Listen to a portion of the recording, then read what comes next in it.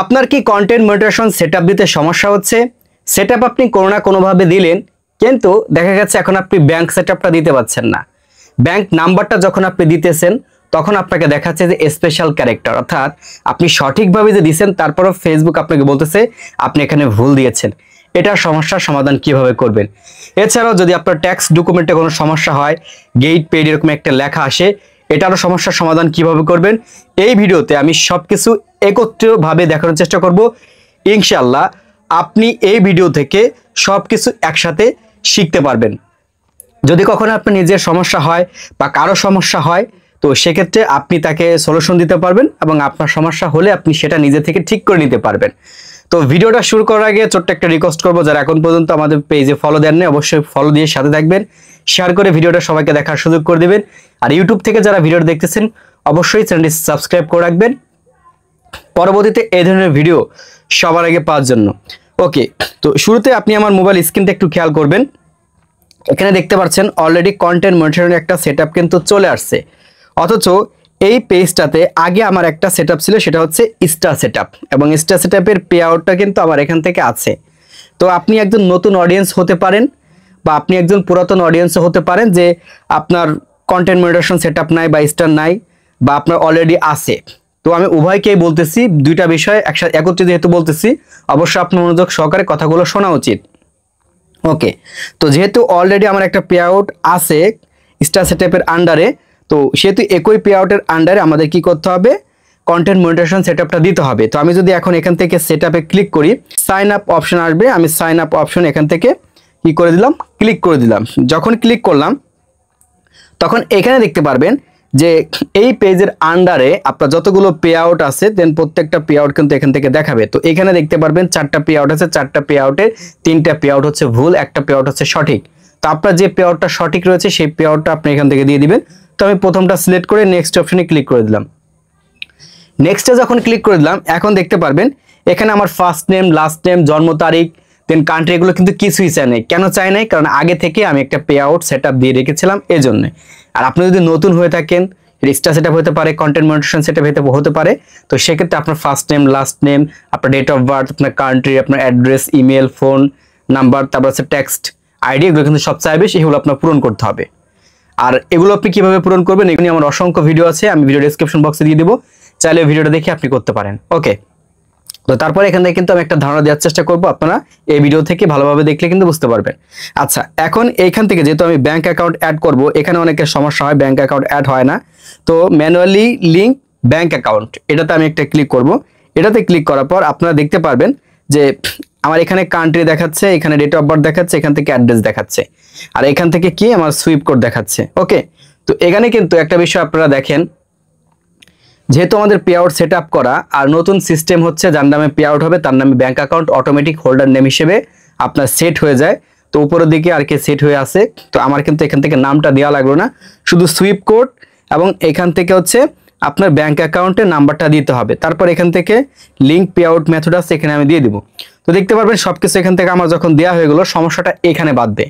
এখানে দেখতে পাবেন সবকিছু কিন্তু ঠিকঠাক। ওকে, যখন লিঙ্ক পে আউট মেথডে ক্লিক করতেছি, এখন এখানে দেখতে পারবেন ফেসবুক এরকম একটা অপশন দিয়ে দিয়েছে, ঠিক আছে। এখানে দেখতে পারবেন লেখা আছে স্পেশাল ক্যারেক্টারের কথা, এবং এখান থেকে আমার ব্যাংক অ্যাকাউন্টটা কিন্তু নিতেছে না।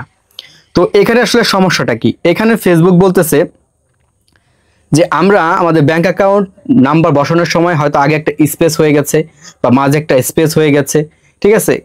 তো এরকম হয়ে গেছে, কিন্তু আসলে বাস্তবে কিন্তু কেমনটা হয় নাই, এটা ফেসবুকের নিজস্ব একটা ভুল। যদি এরকম হয় বা এই ধরনের একটা ইস্যুর মধ্যে আপনি কখনো পড়েন, এটা কিভাবে সলভ করবেন? এটা সলভ করার একমাত্রই সমাধান, আপনাকে ব্যাংক পরিবর্তন করতে হবে। তবে এখান থেকে চাইলে ব্যাংক আপনি এভাবে পরিবর্তন করতে পারবেন না, আপনাকে অন্য ওয়েতে এটা পরিবর্তন করতে হবে। সেটা কিভাবে চলুন দেখিয়ে দিচ্ছি।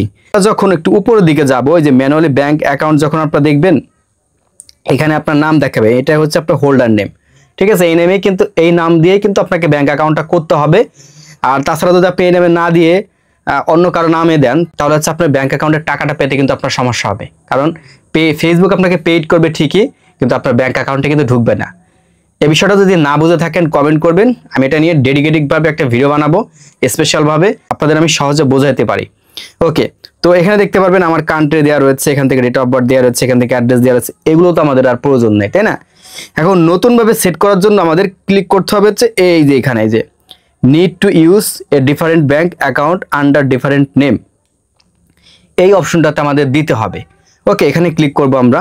এখানে ক্লিক করার পর এখানে আপনারা দেখতে পারবেন এই যে joint bank account, legal name change, personal bank account, তারপর হচ্ছে থার্ড পার্টি এজেন্ট, এগুলোর আপনি একটা দিয়ে দিবেন। আপনি থার্ড পার্টি এজেন্ট কেন দিবেন? আপনি আপনার নিজেরটা দিবেন। এজন্য আপনি এখান থেকে হয়তোবা আপনার পে আউটের ব্যাংকের নামে ভুল হলে এটা দিতে পারেন, বা এখান থেকে জয়েন্ট ব্যাংক অ্যাকাউন্ট, তো আমি হচ্ছে জয়েন্ট ব্যাংক অ্যাকাউন্টে দেবো। ওকে, তো জয়েন্ট ব্যাংক অ্যাকাউন্ট এখান থেকে যখন দিয়ে দিব, দিয়ে দেওয়ার পর আপনারা দেখতে পারবেন এখান থেকে জয়েন্ট ব্যাংক অ্যাকাউন্ট লেখা আসছে। এখন এখান থেকে যে নামে আপনি আর কি দিতে যাচ্ছেন ব্যাংক অ্যাকাউন্ট, আদার্স নামেও দিতে পারবেন। এখন এইভাবে পরিবর্তন করে দিতে পারবেন, তবে এভাবে না দেওয়াটাই বেটার, কারণ সবকিছু নিজের নামে থাকা ভালো। কারণ পে আউটে যদি ডকুমেন্টে কোনো সমস্যা হয়, তো সেক্ষেত্রে নিজের নামে থাকলে ওরা অ্যাকসেপ্ট করে দ্রুত, এই জন্য। তাছাড়া আপনি দিলে যে আপনার আমার অনেক বড় সমস্যা হয়তো, বিষয়টা কিন্তু এমন। আপনি দিতে পারেন, তবে আমি কখনোই সাজেস্ট করি না অন্য কোনো ইনফরমেশন দেওয়া। আপনার নিজের নামে পে আউট, নিজের নামে সবকিছু করবেন। ওকে, তো এরপর এখান থেকে আপনার ডেট অফ বার্থ চাইবে, আপনার ডেট অফ বার্থ দিয়ে দিবেন। সুইপ কোডটা আপনাকে আবার বসাইতে হবে। নিচের দিকে যখন আপনি একটু আসবেন, এখান থেকে দেখতে পারবেন যে ফেসবুক আপনাকে বলতেছে এখানে আপনার ব্যাংক অ্যাকাউন্ট নাম্বার দিয়া ব্যাংক অ্যাকাউন্টে একবার, দ্বিতীয়বার আপনাকে কনফার্ম করতে হবে আরেকবার, যাতে ভুল না হয়। ওকে, তারপর এখানে আপনার ব্যাংক অ্যাকাউন্ট অ্যাড্রেসটা দিয়ে দিতে হবে।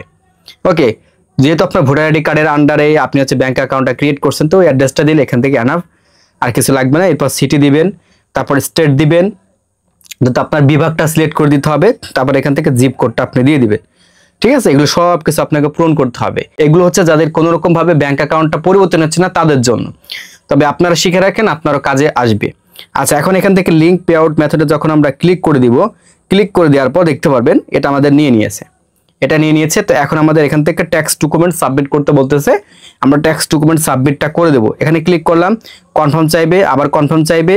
এখন এখান থেকে আপনারা দেখতে পারবেন এই যে আমার ইন্ডিভিজুয়াল রয়েছে, এখান থেকে আমরা নো দিয়ে দিব, এখান থেকে আবার নো দিয়ে দিব, তারপর এখান থেকে নেক্সট আইকনে ক্লিক করব, দিয়ে দিলাম। এখন এখান থেকে আপনার নাম দেখাবে, নামটা আপনি কপি করবেন, কারণ এটা সিগনেচার পারপাসে কিন্তু আমাদের ব্যবহার করতে হবে। তারপর এখান থেকে কান্ট্রি দিয়ে দিবেন, এখানে আপনার 10 নম্বর থাকবে, এখান থেকে আপনি নেক্সটে ক্লিক করে দিবেন। নেক্সটে ক্লিক করে দেওয়ার পর আমরা যে ফর্মটা পূরণ করেছি, যে অ্যাড্রেসটা দিয়ে, সেটা ঠিক আছে কিনা সেটা এখান থেকে দেখাবে। সবকিছু ঠিকঠাক থাকলে আপনি নেক্সটে ক্লিক করে দিবেন, আবার নেক্সটে দিয়ে দিবেন। এখন এখান থেকে আপনি আবার কান্ট্রি দিয়ে দিবেন বাংলাদেশ। ওকে, তারপর এখান থেকে নেক্সট, তারপরে কিছুক্ষণ আগে যে নামটা আমরা কপি করেছিলাম সেটা এখান থেকে বসিয়ে, যদি বললাম যে সিগনেচার, তারপর এখান থেকে আপনি নেক্সটে ক্লিক করে দিবেন। আচ্ছা, নেক্সটে ক্লিক করে দিলে আপনার এরকম একটা ফর্ম আসবে, যদি এরকম ফর্ম আসে তাহলে ঠিকঠাক। তারপর এখান থেকে আপনি সাবমিট ফর্মে ক্লিক করে দিবেন। এখান থেকে আপনি দেখতে পারবেন আপনি যে ট্যাক্স ডকুমেন্টটা সাবমিট করলেন, এটা এখান থেকে your tax information is complete দেখাইলে আপনি সাকসেস। ওকে, নিচে আপনি ডান নামে অপশন পাবেন, ডানে ক্লিক করে দিবেন।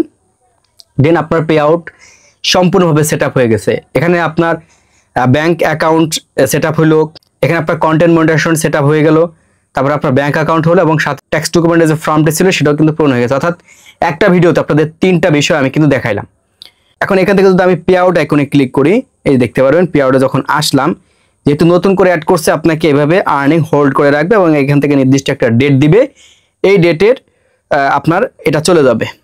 ওকে, এই ডেটা চলে যাবে। এখন দেখেন আমি যে ব্যাংক অ্যাকাউন্টে অ্যাড করছি, আপনার ক্ষেত্রে কিন্তু এরকম ডাবল ডাবল থাকতে পারে।